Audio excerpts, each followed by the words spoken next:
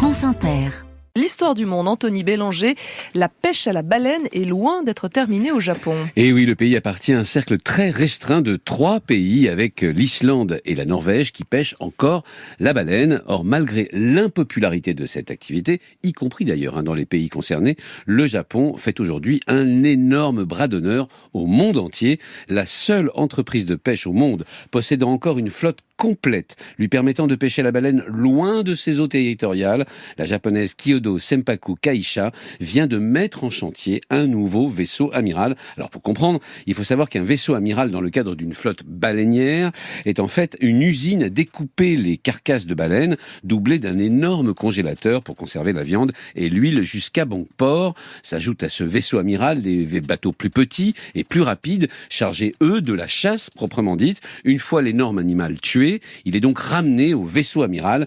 Kyodo Senpaku possède ainsi une flotte de 3 chasseurs et d'un vaisseau amiral. Mais pourquoi en faire construire un nouveau ? Eh bien tout simplement parce que le précédent vaisseau amiral, donc le Nishin Naru, est arrivé en fin de vie après 40 années de mer. Les défenseurs des baleines s'étaient d'ailleurs réjouis il y a 2 ans lorsque l'entreprise avait annoncé la retraite de ce bateau-usine. Construire un nouveau vaisseau amiral coûte effectivement au bas mot une 50aine de millions d'euros, sans compter l'entretien de la flotte, environ 5 millions d'euros par an, et les salaires de 170 employés et pêcheurs. Ces associations pensaient alors que l'entreprise n'aurait pas les reins assez solides pour remplacer le Nishin Naru, trop cher, trop lourd, sauf que pour une partie des Japonais, la pêche à la baleine n'est pas une affaire d'argent, mais d'orgueil national. C'est justement parce que le monde entier, et surtout des ONG occidentales, voudraient en finir avec cette pêche que l'argent nécessaire a été trouvé. La viande de baleine est encore populaire au Japon, donc. Non, justement, c'est tout l'absurde de cette situation. En 60 ans, la consommation de baleine a chuté au Japon de 99%, notamment depuis 1987, date à laquelle cette viande a été retirée des menus scolaires. Aujourd'hui, le gouvernement est obligé de subventionner un secteur qui est tout sauf rentable. On calcule ainsi que pour 1 euro de viande de baleine achetée par les Japonais, eh bien le Japon verse 2 euros de subvention.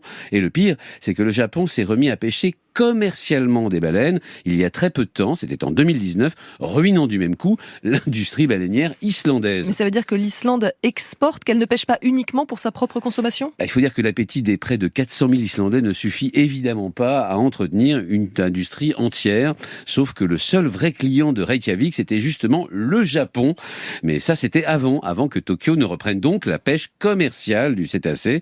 Depuis 2020, les baleinières n'ont chassé qu'une seule baleine et les pêcheurs locaux, les pêcheurs islandais, songent même à ne pas demander le renouvellement en 2024 de leur quota annuel auprès de la fameuse Commission baleinière internationale. En somme, une pêche à la baleine en a chassé une autre. Anthony Bélanger et ses histoires du monde tous les jours dans le 5-7.